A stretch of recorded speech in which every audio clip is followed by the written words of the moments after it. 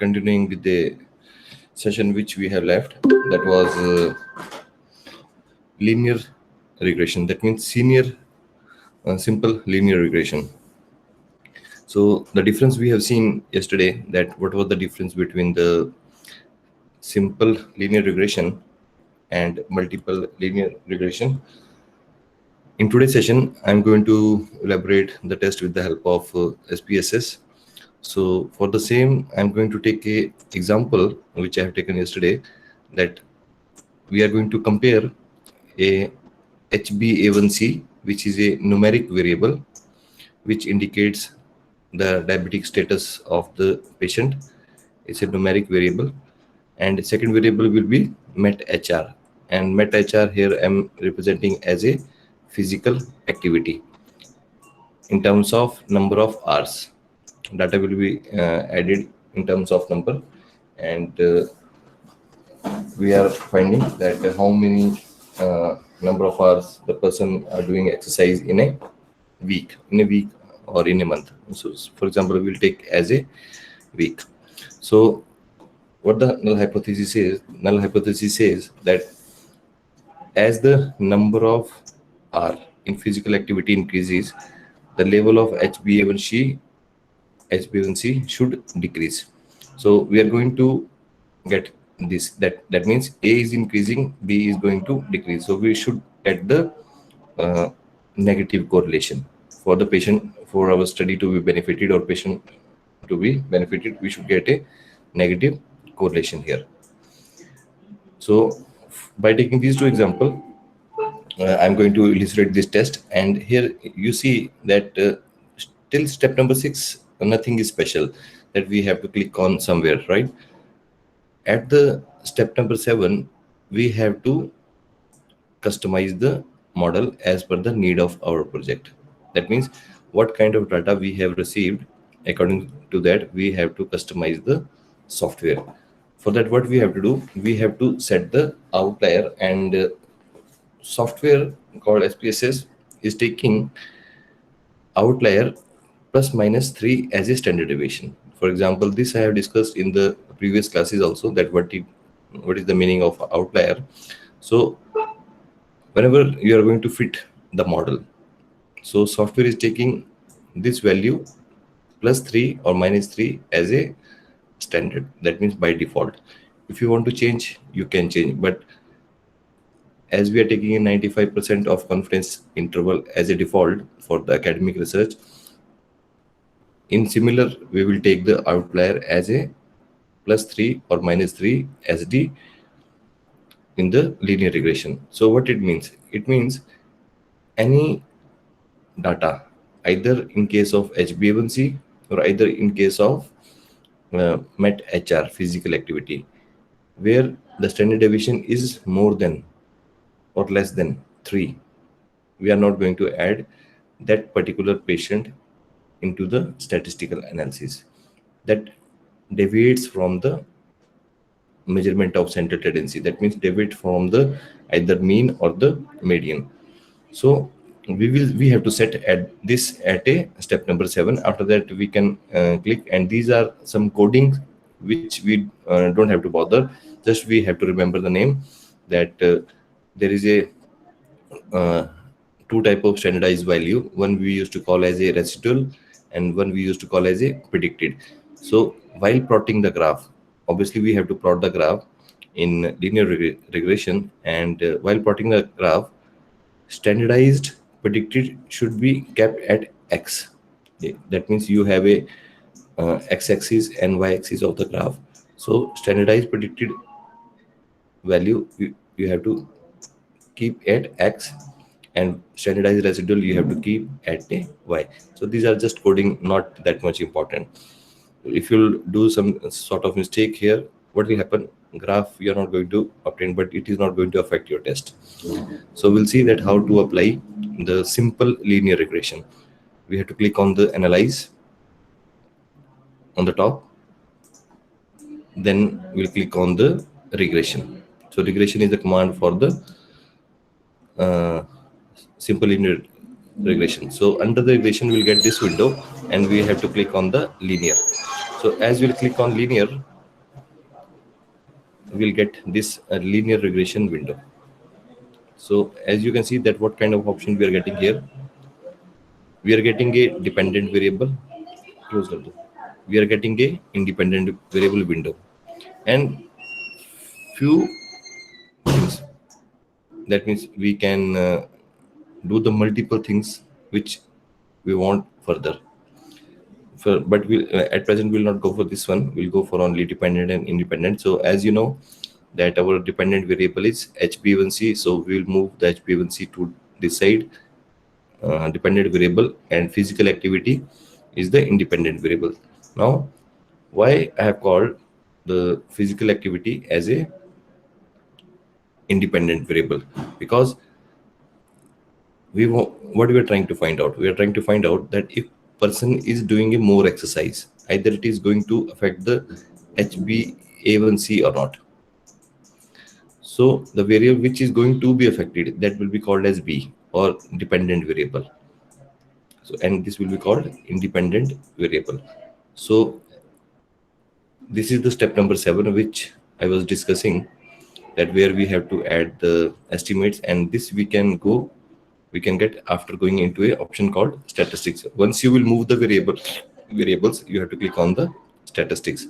So this is the statistics of linear regression, as you can see on the top, and here you can see we have to click on the Durbin-Boston, and this is the 3 standard deviation. So it is not showing any sign plus or minus. When you will add here a value called 3, so software is considering for both plus also and minus also. If you add 4, it will be considered as plus 4 or minus 4. So what it means exactly, as I had discussed, that for example here I have a 0. For example, this is the 0, and this is called as 1 for this is for minus side, this is for the plus side.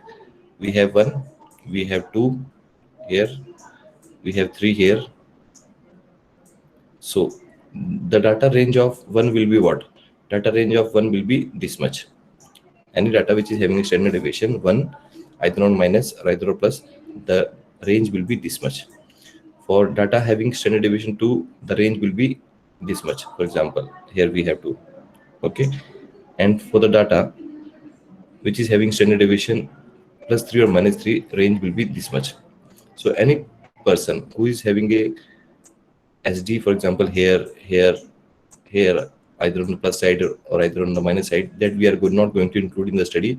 We are going to include only those patients which is there in this box, which is the SD plus 3 or the minus 3.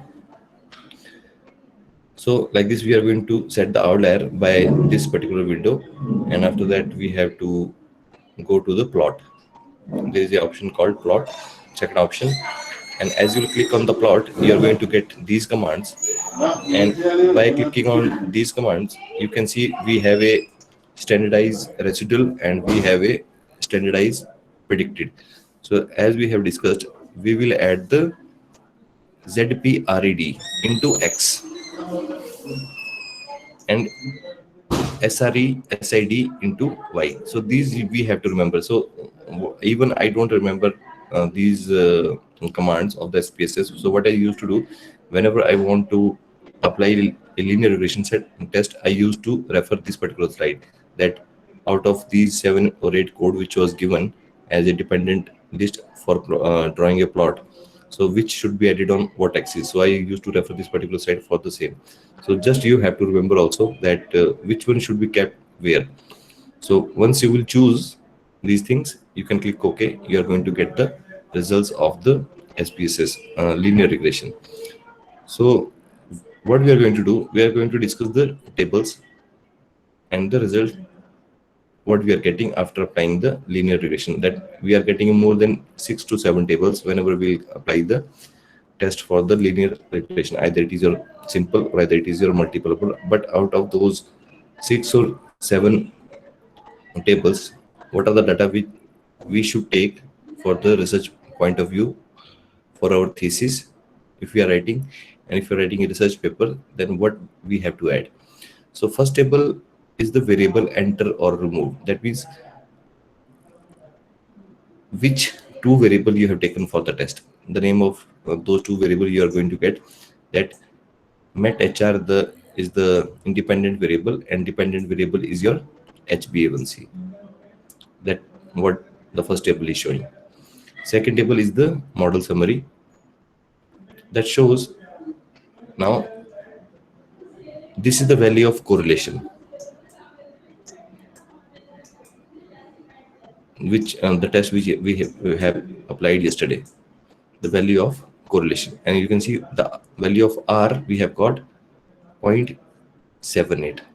So if you want to find out that how much met HR having a correlation with the HbA1c, now we can say that 78%, because this 0.78 we have to convert into a percentage. So we can term this one as a 78%, and we can say how much, and so we can say it is a positive correlation between met HR and the HbA1c, and it is near about moderate, because minus 0.4 to 0.7, more than 8 is the strong. So we have got here value 0.7, so we can find say this one that we have got a moderate uh, correlation between HbA1c as well as met HR. Now, for the linear regression point of view, which value is important? The R square value of R square is important in case of linear regression. Now here, what we are getting? We are getting 0.61. We are getting here 0.61, and this one also we have to change into a percentage. Like we have got here 615. So what I'll do? I'll add dot here and I'll write percent, and I'll remove these two, and I'll make it 61.5%. Now, what it means? It means Met HR is going to explain 61.5% of the variation in the HbA1c. What it means that if I will increase or I will decrease the number of R of physical activity, 61.5% chances are there that it is going to affect the level of HbA1c. That means 61.5% of variation will be there in case of HbA1c. So this R square value is very important, which we're trying to find out with the linear regression. So what you can see, adjusted R square, we don't require this, we require in case of multiple linear regression. So we'll not discuss, we get this one in case of multiple linear regression. And standard error of time estimate we don't require. Durbin-Watson is the just number of Durbin-Watson, who was the scientist. So we don't require this value. From this table we look only these two, that what is the R and what is the R square. So both value. But if I'll say that out of these two, which one is more important, which I kept in the circle, that is R square. R square we are going to quote. This we are going to quote in our research paper. This line, that model summaries shows that met HR, you can write the name of independent variable here, explained how much percent, number of percentage you can write here, variation in, this is the name of second variable. So independent variable as well as dependent variable. This is the writing style of the result of the model summary. So whenever you will apply the linear regression, with the same time the software is applying the one-way ANOVA. So the table which you're seeing on the top, that is the statistics of one-way ANOVA. You have not given the command of one-way ANOVA, but as you have given the command for linear regression, software has applied the one-way ANOVA.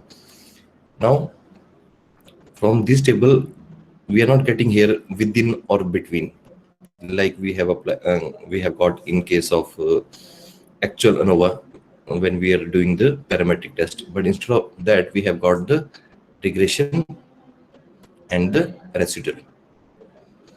Now, in which case you are able to say that your model was good when the value of regression is more than the value of residual.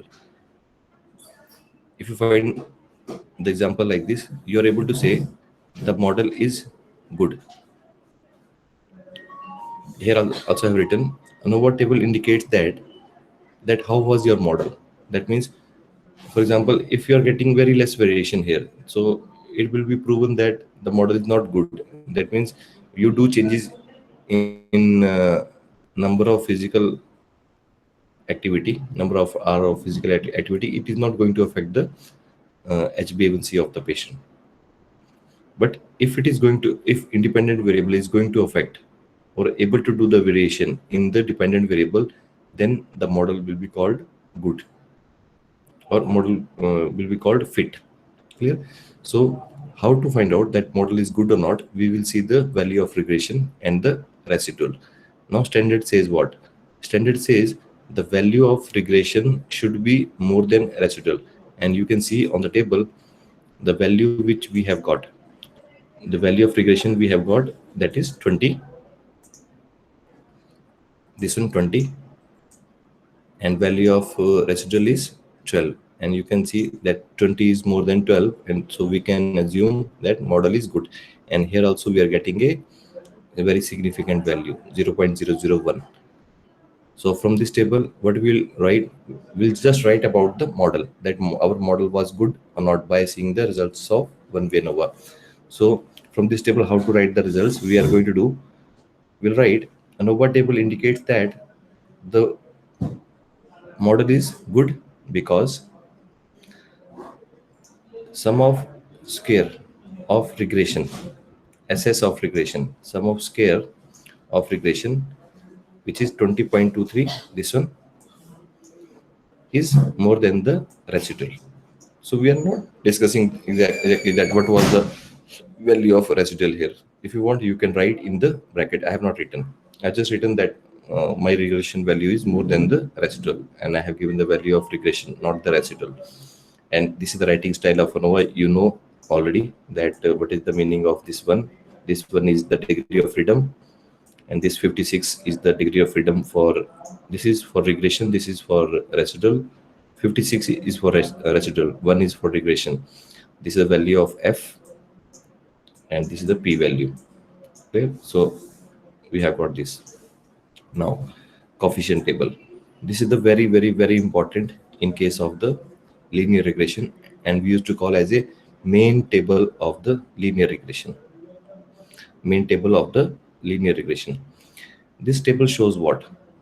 This table shows that if I'm going to increase the physical activity, for example, 1 hour increase in physical activity or 1 hour decrease in physical activity, how much it is going to affect the HbA1c. So if you will have the data of coefficient table, you are able to find out that, for example, if I'm doing exercise 30 hour in a week, so instead of 30 hour, if I'll do 40 hour, that means I'm going to increase the 10 hour in a week. So how much it is going to affect the HbA1c? This you can find out with the help of value of beta. Value of beta, which is given on the coefficient table. There's some problem with my mouse. I think it's not working properly. This beta. So what it means, you can see here on the slide that coefficient table is the main table of the linear regression. The table shows that HbA1c is equal to 7.425 minus 0.044. What is that? This is first value and the second value. Clear? It means what? That means if we have the metabolic hour information, we can predict our HbA1c. You can see in this example, for example, met HR value was found to be minus 0.44, and dependent variable is H1C.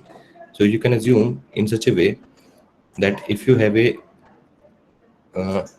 1 R, that means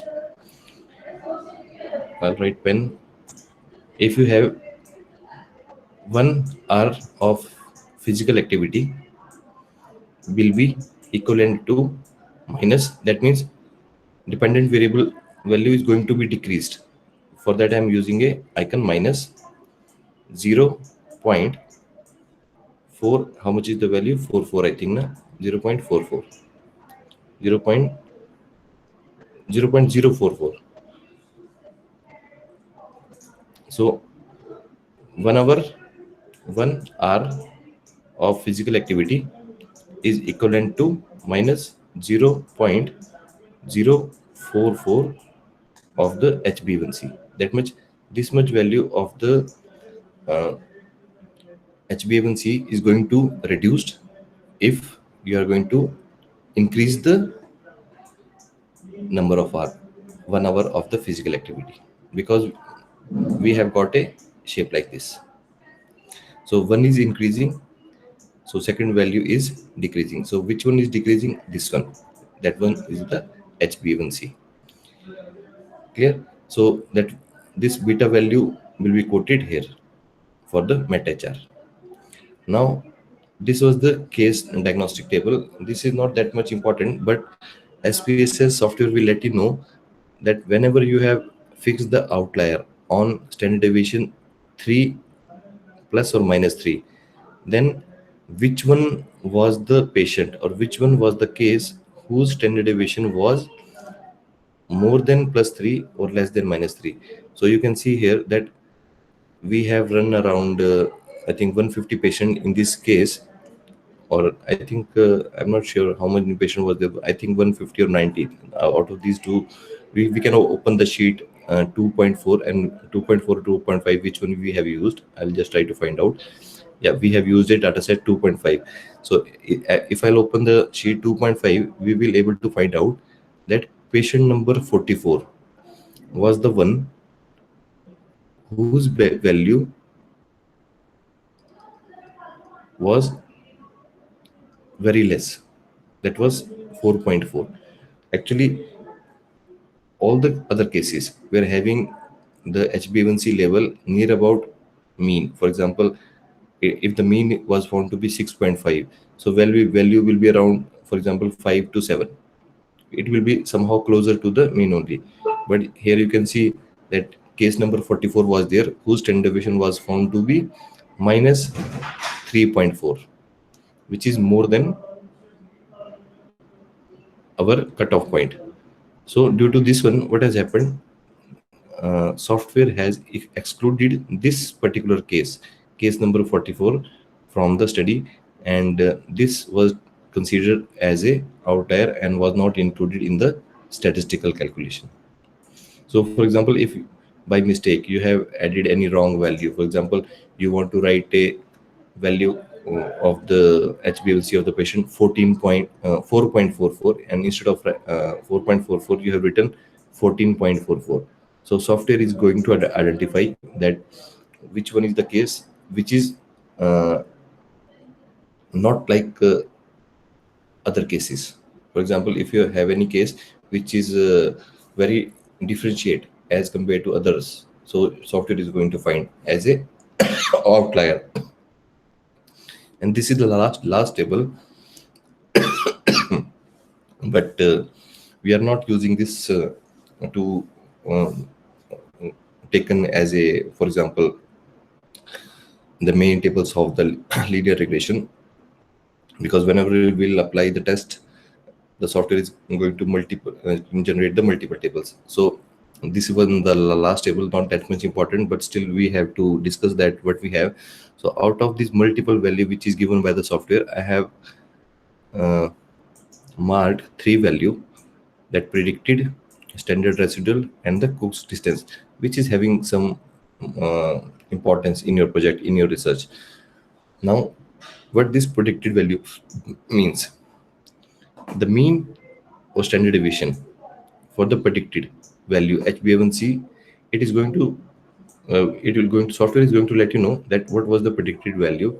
For example, software has indicated that predicted value was found to be 5.686, uh, along with the mean and the standard deviation. So this 5.686 was the mean, and 5959 is the percentage. But what we have observed, either we are very close to the predicted value or not. So both value will be given by the software, what we have observed and what we were predicting. Actually, whenever we have applied the test, we were not predicting anything. Software what used to do, by considering the 95% of confidence interval, software used to predict the value, that whatever the data we have entered, according to that, what can be the mean, what can be the standard deviation, according to that he used to uh, mark the predicted value. So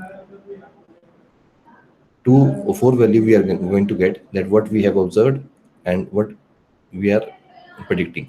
So this you can see that we are going to get the same value, but there will be little bit difference in the standard deviation. Second value is the standard residual. As you can I have already discussed this, we have seen in case of ANOVA. So this is used to find out that our model was good or not. So if our model was good, we are going to get a value here very low. In case of ANOVA, only simple residual, that should be lower than the regression. But here we are not comparing with anything. What we'll trying to find out, if the value is given for the standard residual in the minimum number, that will be considered as a good for our model. And we can see that we have got value in minus 3.4. So we can say that it is a good model, because there should be very few residual. And even you can see that our residual is ranging between minus 1.62 to 0.74. And last one is the Cook's distance. And here what we have to see the minimum value. That minimum value should be closer to zero for the model to be good. And we can find that our value was found to be 0.000. It is zero only. So we can say that our model is good. So this residual statistics is not going to add anything in your research. This is just in giving an estimate to you as a researcher, that whatever the test you have applied, what was the scenario of the test, either it is a good or not, or the model was fit as per the statistics or not. Like we are using a test for Leibniz in case of test for independence, and test for homogeneity in case of ANOVA, to find out that we were eligible for the further calculation or not, either. So like a equality of variance we are finding in parametric test, in the same case we are finding the residual statistics in case of the linear regression. So not that much important. But for example, if you are applying a linear regression for a thesis, so what you have to quote, I will let you know the four different points which must be quoted. That is your R. Now what the student doing a common mistake, they will write the value of R or R square vice versa, or might be they will write only R. So both value are having a different significance, where both are not the same. R is different and R square is the different. R is the value for correlation,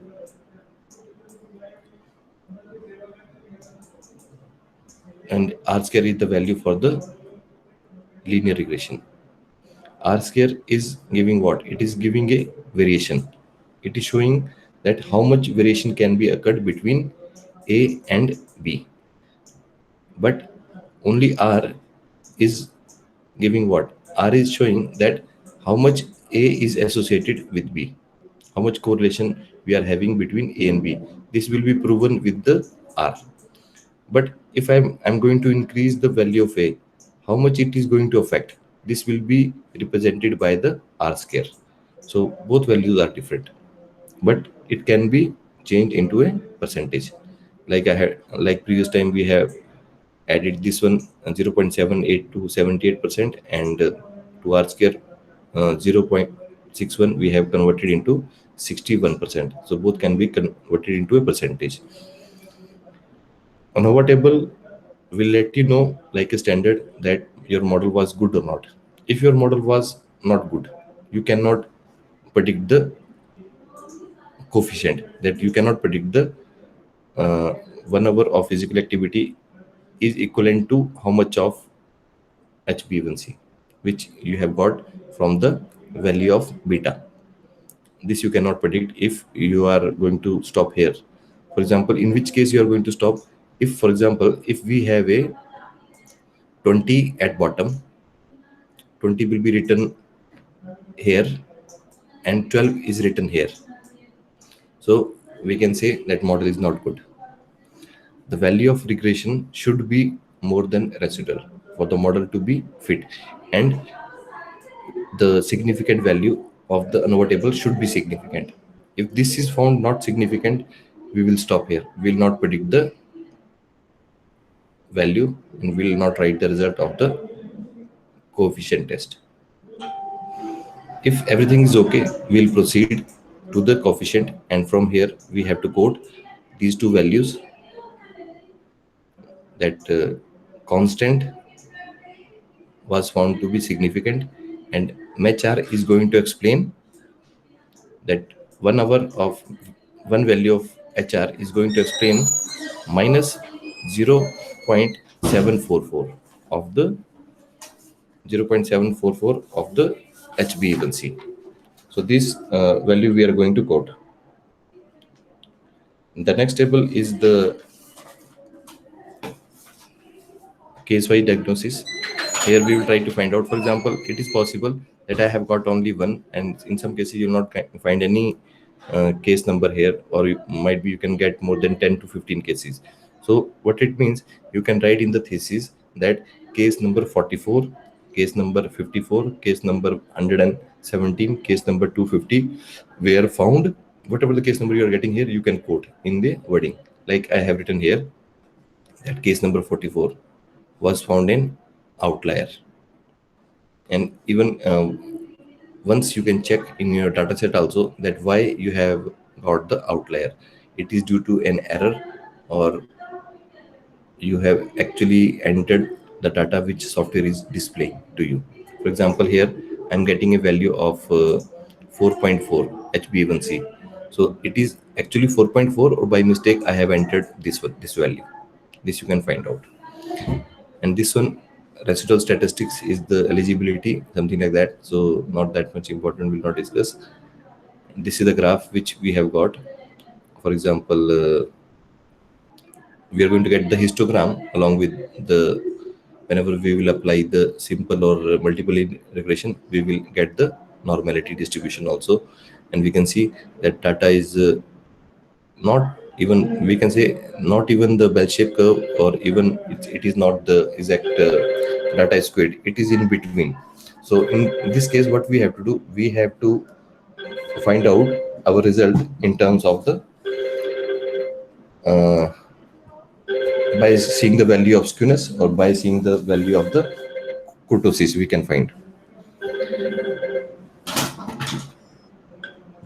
And you can see this is the graph of dot plot which we have received. I have not fit the line, and once you fit the line, you're going to get the actual trend.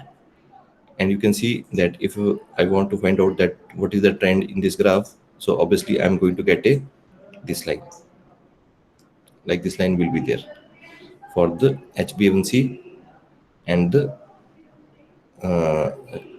met HR. So how we are going to write the result will be written in such a way. For example, I have written here, from the first table what I have taken only the value of r square, that 0.615, So model summary shows that MetHR explained 61.5% variation in the HbA1c. This is the result which I have taken from the first table. Now second table was the ANOVA. ANOVA table indicates that model is good because sum of square for regression is more than the residual. And statistics of ANOVA I have entered in a APA format. And the third table is the coefficient table, which is the main table of the linear regression. And this table shows what? This table shows that HbA1c versus MetHR we have compared there, and we have got the this value minus 0.044 is equivalent to 1 met HR. Meaning, it means what? It means if we have a information about the physical activity, we can predict the HbA1c level of the patient. This is constant, 7.425. So by seeing the graph, what we can find out that MetHR is statistically significantly associated with HbA1c, that we have found the association, but association was found to be negative coefficient we have received. The association between these two variable was found negative. So by seeing this negative variable, we can still assume that patient is going to be benefited. That means higher the physical activity, lower the HbA1c. That means what? It means the better diabetic control. Patient will be on the positive side. So by getting the negative trend, or by getting the negative result of the linear regression, does not mean it's negative for your project. If you're showing this kind of result in your thesis, obviously your examiner is going to be happy that really you have got something from your project. And you can quote that case number 44 in the row number 44 of your data set where we have entered the data, that was found outlier, because it is good that we investigate this case and decide whatever we keep or throw the data away. That means we have to keep this one, this particular case number 44 in our study, or we will remove as a in exclusion criteria, that for what reason software have considered case number 44 as an outlier. So we should try to find out that what was the reason. So for this, what we have to do, I'll take you to the data set. I'll stop the presentation here, and we'll try to open the data set 2.4 only, which we have used for this one, 2.5, and we'll try to find out that for what reason this particular case was found not outlier. SPSS Sheets dataset 2.5. This is the dataset 2.5. I'll open just by dragging this. Okay, you're not able to see what I did. Okay, let me share my computer screen so that it will be visible to you.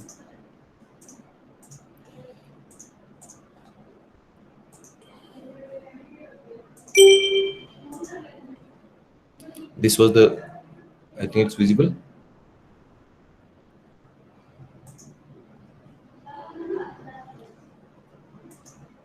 The screen is visible to you.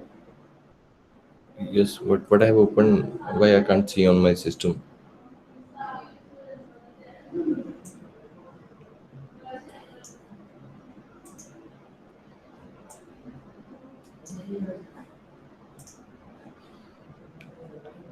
Just wait, it will come up.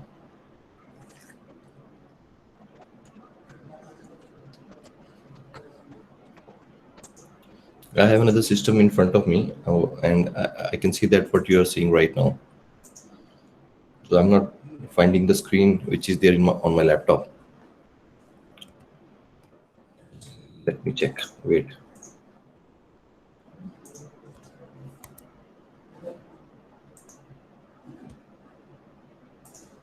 I think it's hanged. Yes. Just wait.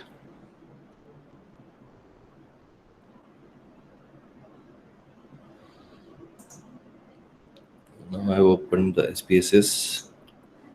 Oh, let me share again. Wait.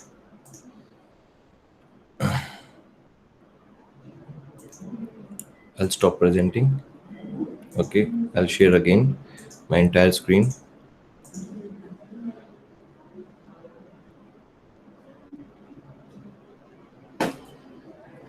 Yes, it's visible. I'll open the data set. Yes, now it's working. So as you can see that I'm going to find the data set. This is the data set of 2.5. We have a met hr and hbA1c. Both value has been entered in terms of number. Like you can see that how many patient was there. Only 58 patient I have added the data. So we'll find case number 44. For what reason case number 44 was found outlier? Yeah, because of this reason. You can see here that most of the hbA1c value is around 5 and 6. We have one 4.6 here, but you can see that most of the case for hbA1c having a value around what you used to call this one 5 and 6. But case number 44 is having a hbA1c value of 4.4 as compared to met hr is on the higher side. Met hr is also 32.1, and you can see here 7.5 is the hbA1c, but met hr is the 8.8 in case of 42. That means both value the software is going to compute.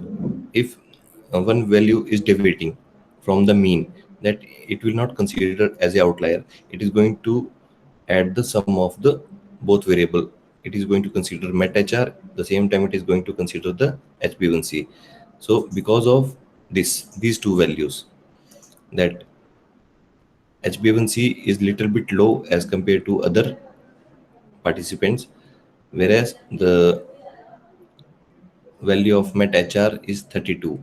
And you can see in most of the cases it is around 45, 15, 46, 30, 33, 34. So you can say that because of this only 4.4, the software has considered this one as a outlier. And for this one, what you can do, you can generate the descriptive statistics and you can find out that what was the mean. The mean was found to be 5.6.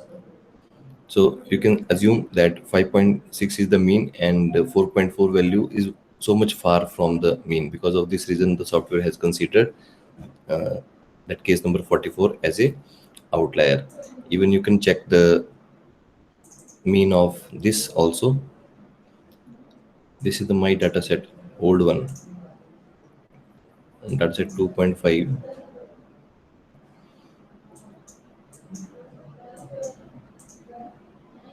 2.5 I'll add on the spaces. You don't have to bother directly. You can drag from any folder into the SPSS that dataset is going to be open, and you can check the descriptive statistics of met hr what it is, and you're going to find that met hr value mean was found to be 39, 39.84.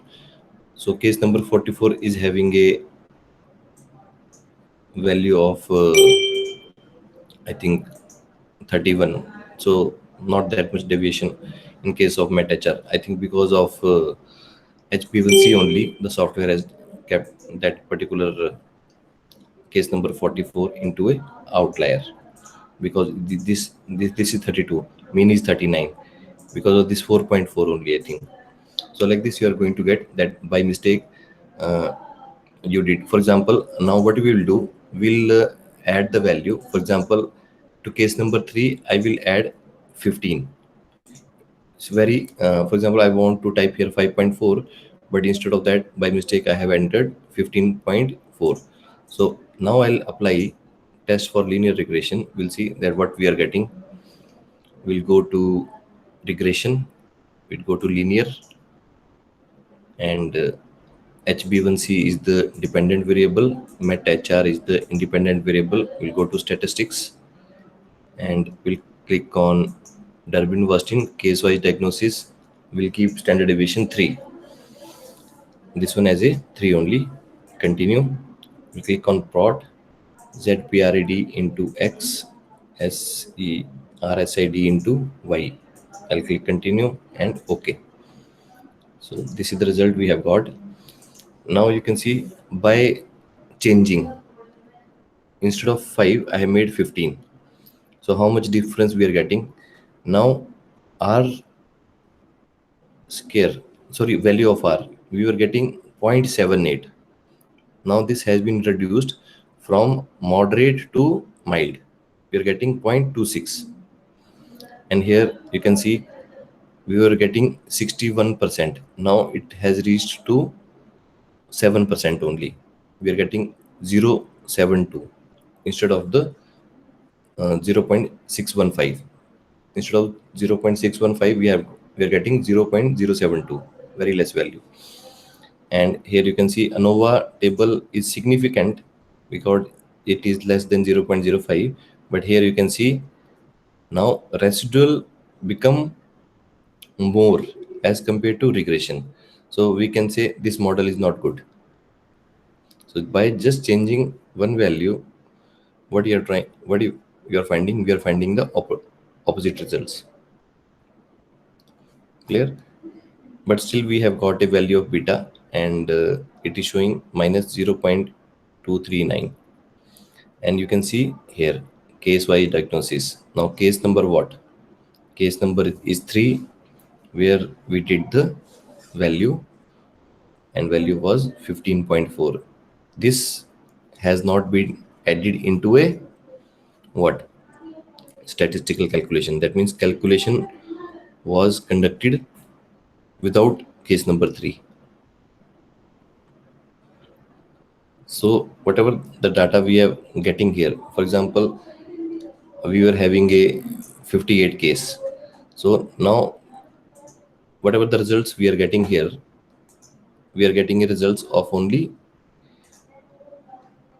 57. In case of this, we are getting a result of only 57 cases. N was not mentioned by the software, that how much is the N. But here by seeing the degree of freedom, you can find out degree of freedom will be considered as N minus 1. So you can see it is a total is 57.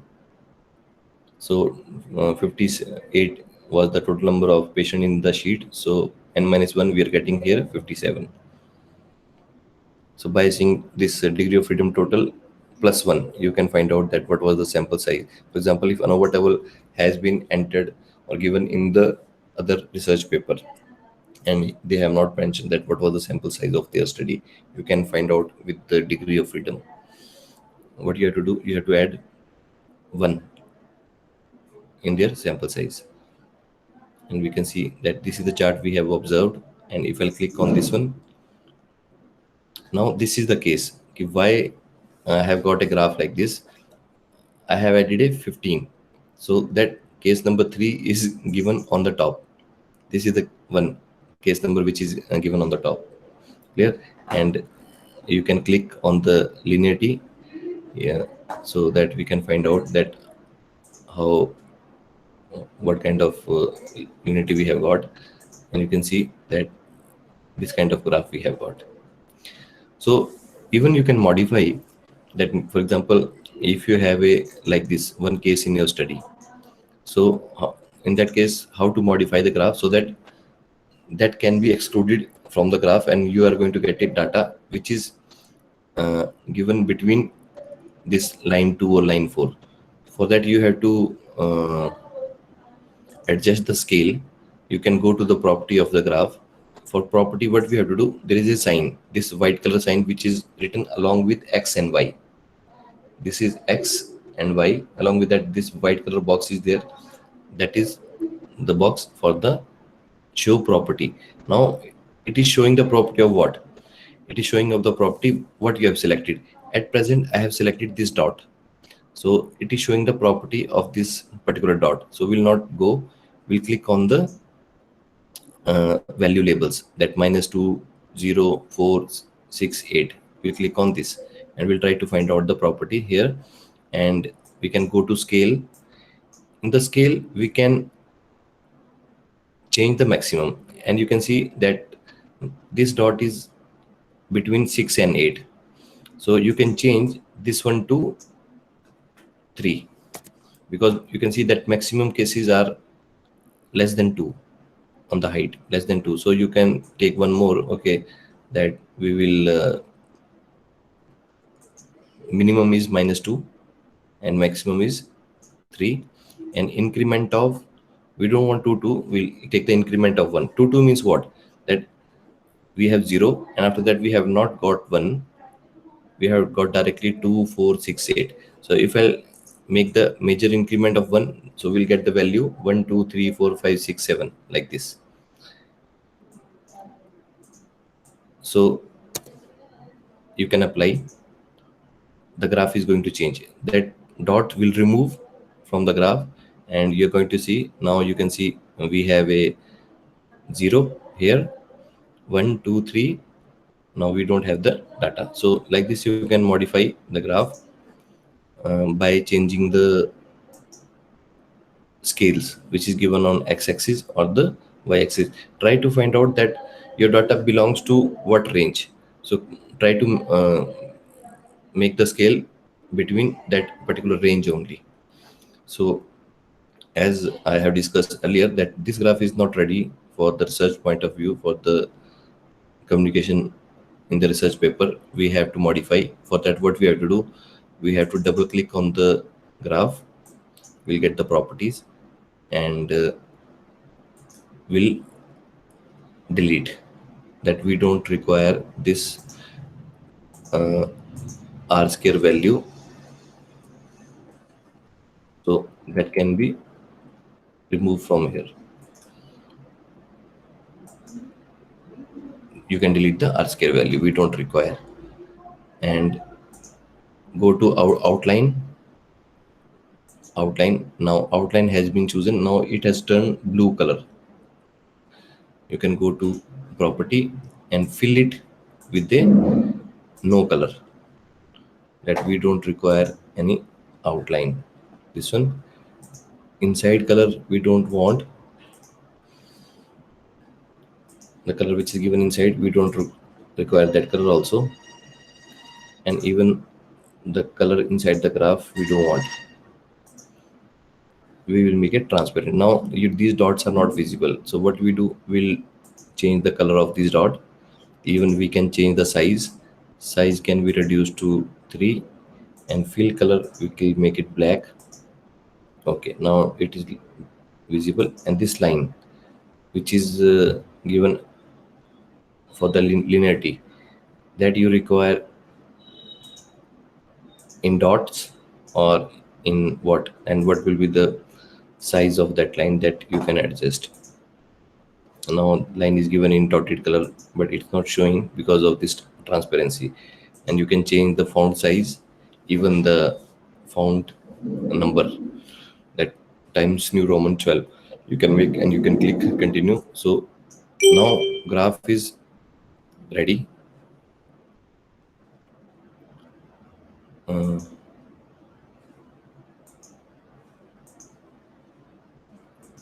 What has happened?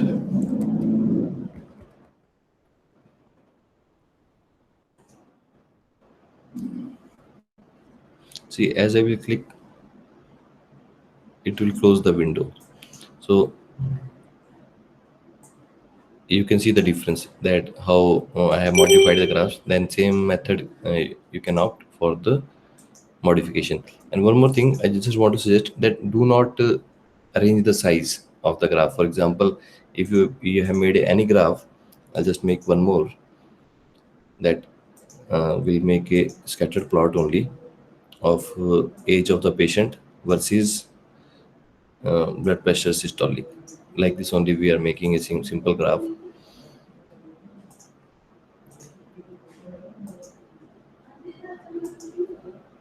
Yeah, this graph has been made. So never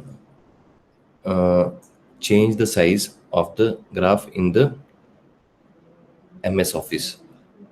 For example, you have to copy this particular graph from SPSS software to MS Office. So for that, what you'll do, you just copy this one and you can paste in the MS Office.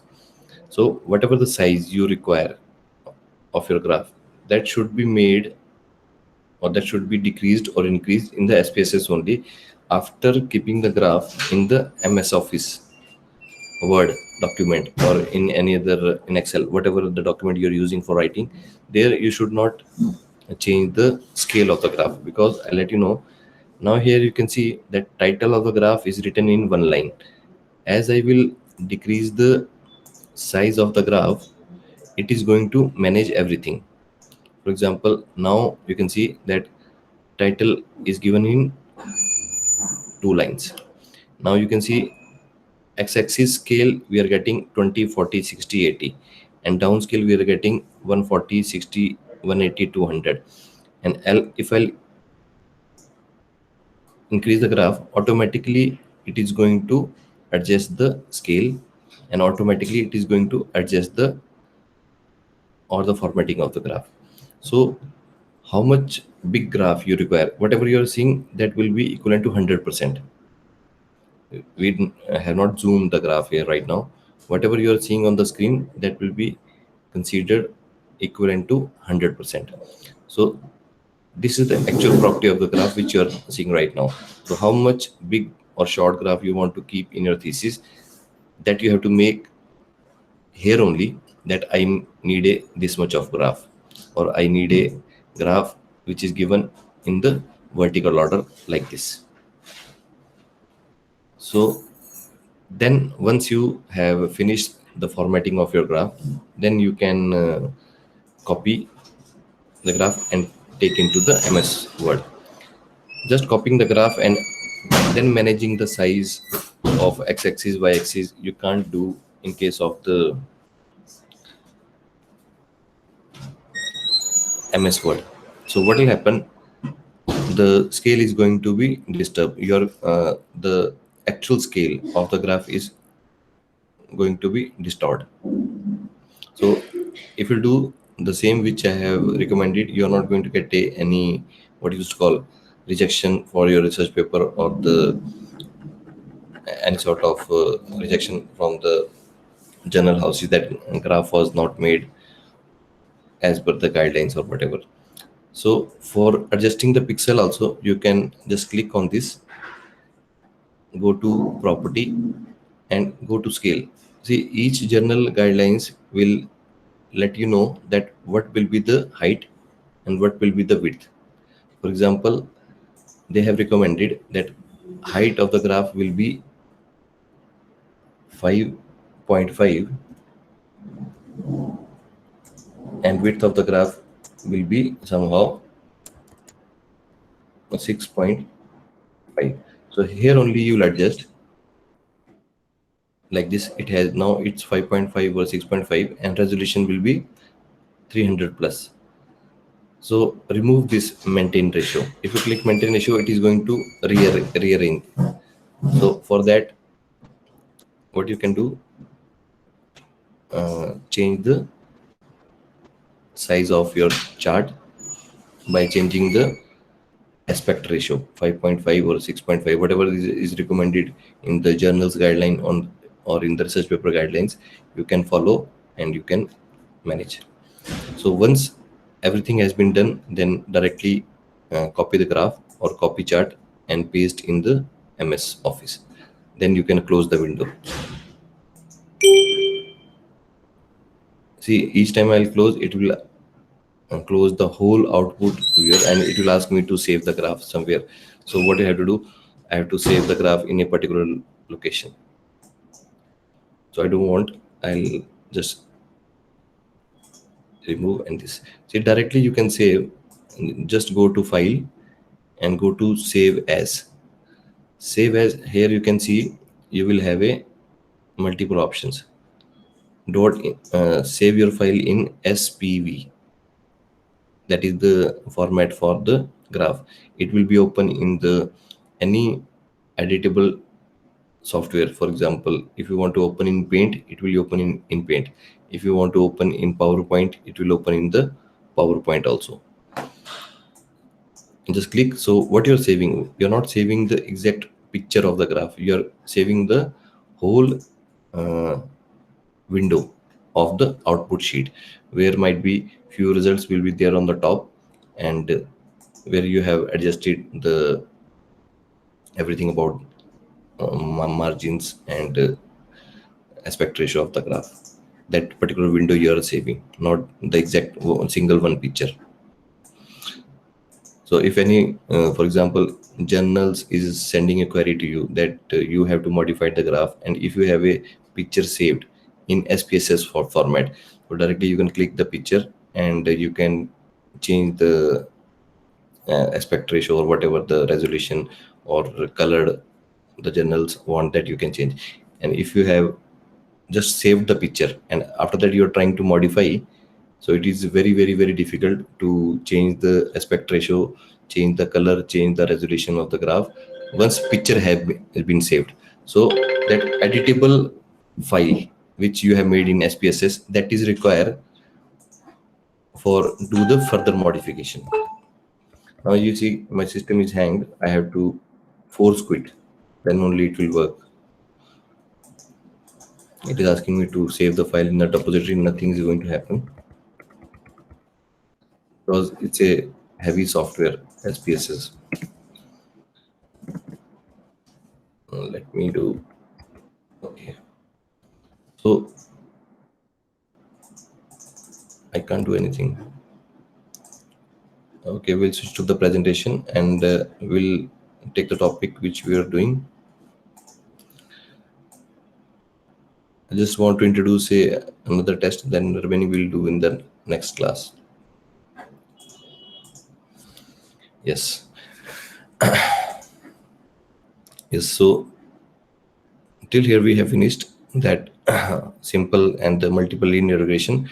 In multiple linear regression, what we have to do, instead of adding a single variable in the where we have added a met-hr, there you can add a two or more variable together and then you can run the test. There is no difference that we have to run a separate test for the linear regression, single or the multiple. Same commands are there, but just instead of the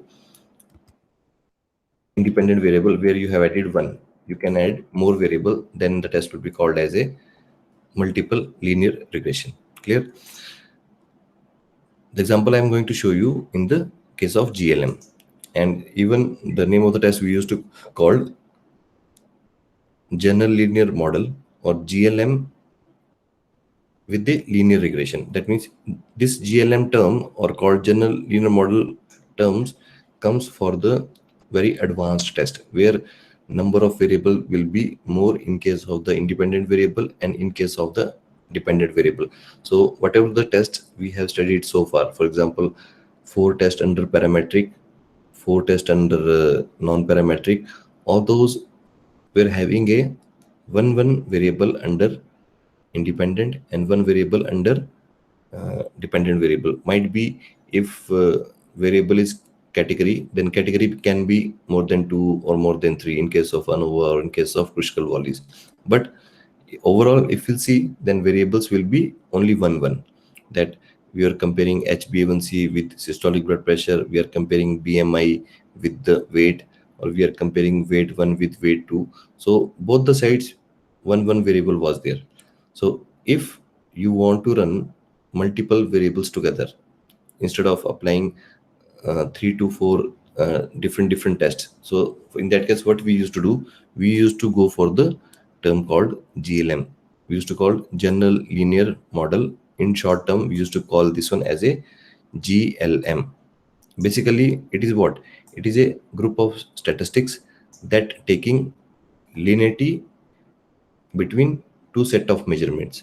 That means two variable together we will run in a single test and we'll try to find out that either it is going to affect B or not. So you can assume in such a way that when we have a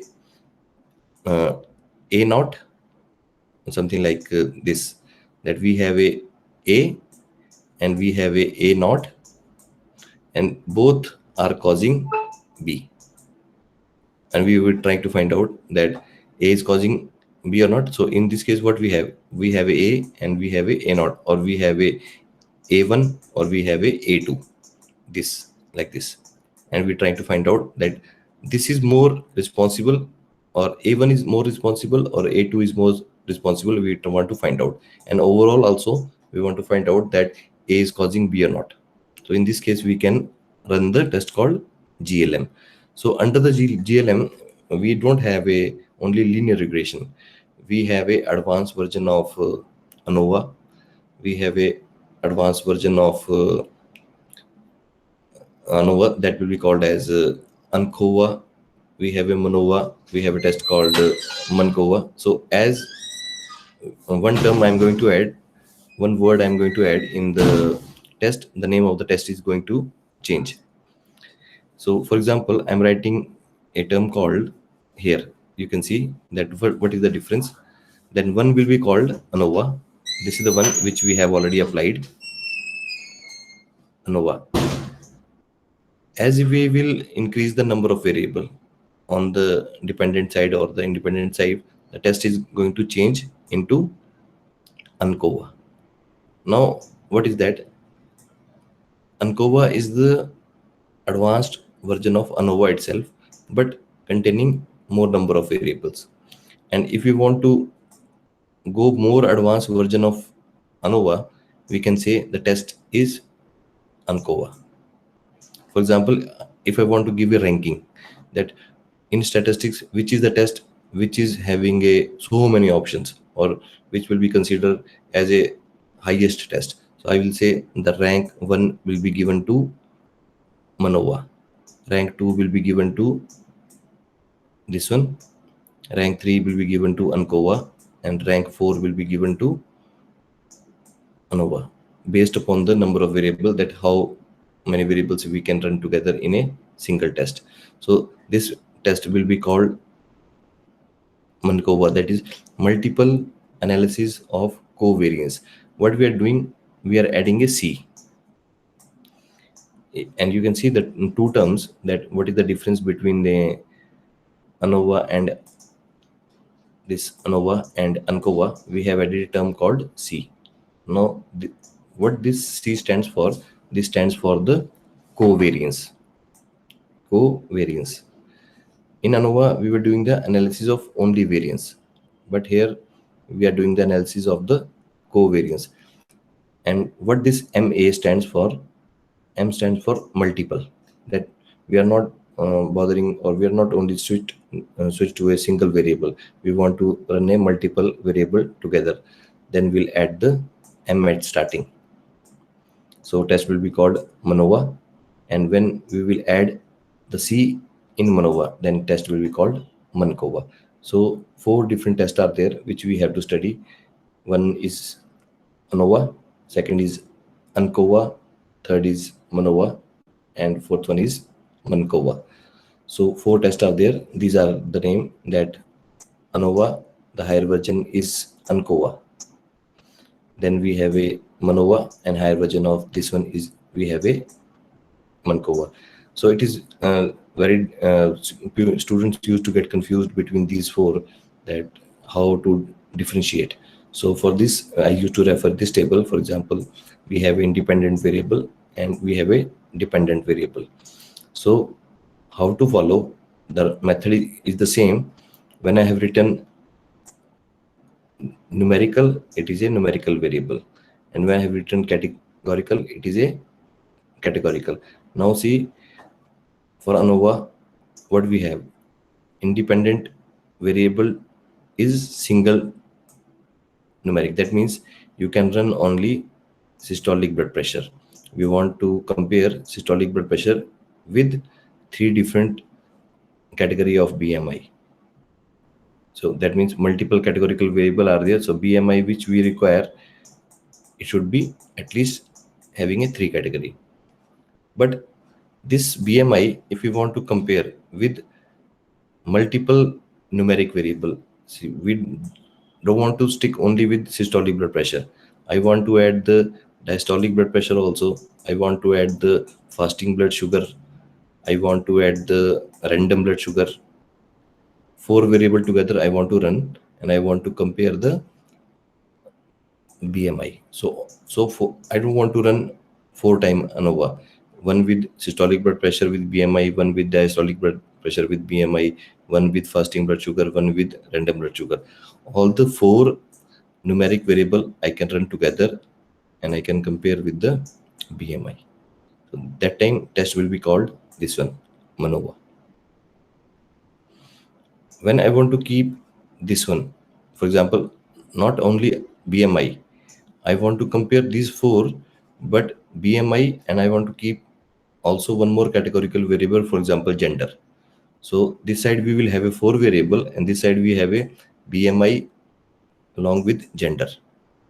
So that time test will be called ANCOVA. So whenever I will apply the test, I will let you know the one or two examples, so that it will be easy for you to understand that which kind of variable, if you want to apply in your research part or in your thesis, that which kind of variable you can keep for your research work. For example, I was just giving an example of lab values which are associated with the human beings. So instead of these lab values, we will try to keep a few example from the management, or example from the biotechnology field, or example from the uh, formulation, that which kind of formulation we are making, type of surfactants we are adding inside the formulation. So like this we will try to compare these all four tests which are remaining under the GLM. So if examiner used to ask in the examination that what do you mean by GLM, so GLM will be considered for all these tests. That means GLM is containing a 5 or 6 different tests which contain ANOVA, MANCOVA, ANCOVA, and MANOVA, along with linear regression. I have not written the linear regression here, but still linear regression comes under the GLM when it is multiple. Single linear regression will not come under GLM, but multiple linear regression where we have more than 2 or 3 independent variables, that's come under the GLM. So as the test, you can see the first test which I'm going to perform under the GLM is the linear regression only, that we want to run the linear regression by using GLM. So this will be called what? This will be called multiple linear regression.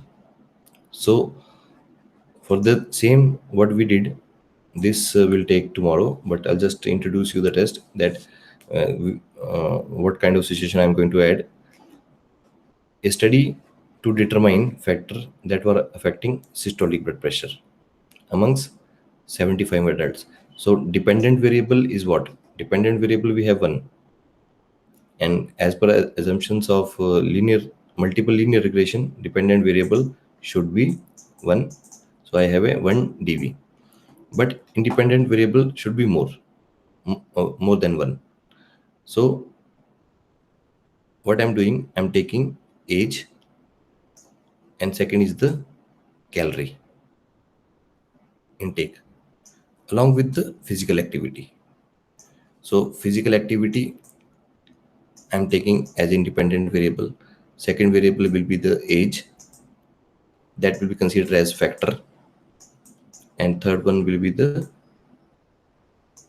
daily calorie intake, diet. For example, we can say diet. So all the three variable will be compared with a systolic blood pressure. So what we are doing, we are comparing physical activity by taking age as a factor along with the diet. So all these variable which we have made, it can be numeric or it can be categorical, because age is the numeric variable, but physical activity which I'm going to take, that will be categorical, and the diet or calorie intake which I'm going to take, that is also in terms of category. So what I did, I have kept 3 category under physical activity and 2 category under uh, daily calorie intake in terms of diet, that people are taking diet recommended by the physician or more than that, or people are doing low physical activity, moderate physical activity, or the high physical activity. So these are the coding of physical activity: low, moderate, and high. And these are the coding for diet. Code 0 is the diet which is recommended by the physician, and code 1 is the diet which is above the RDA, diet recommended by the physician. So above that person is taking. So two codes, code 0 and 1 for the diet, and code 0, 1 and 2 for the physical activity. So these both are categorical variable. Age also I am taking, that is a numeric variable. But overall all these are IV, independent variable. Dependent variable we have a this one, systolic blood pressure. That either dietary intake, the type of diet we used to have as per guidelines or as per the recommended by the physician, or the type of physical activity we are doing in terms of low, moderate, or high, along with age, whatever the age of the patient we have, is going to affect the systolic blood pressure of the patient or not. This you can find out by using multiple linear regression using GLM. Clear? So this test we'll do tomorrow, and it's a test by if you want that, you can go to the YouTube and you are able to find out that what is the root of the test. So root, you are going to find out that you have to click on so, you have to click on so and so, and test will be applied. But where we used to stick, we used to stick here, that table will be generated by the software will be more than 7 to 8, and out of these big tables, for example, this is the first one, this is the second, descriptive statistics, test of between subject effect, so many values, then parameter estimate, here we have so many values. Out of these 4 5 tables where there are more than 200 values, which one we should take for the research point of view, and what value indicates what, this you are not going to find out. So this we will study in the tomorrow session.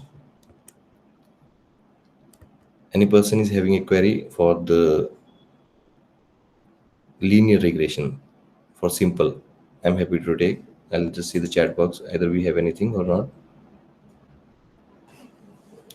Sir, you can please share the video of day 7. See, whatever the videos are remaining, I am going to send all those videos. I have to collect from my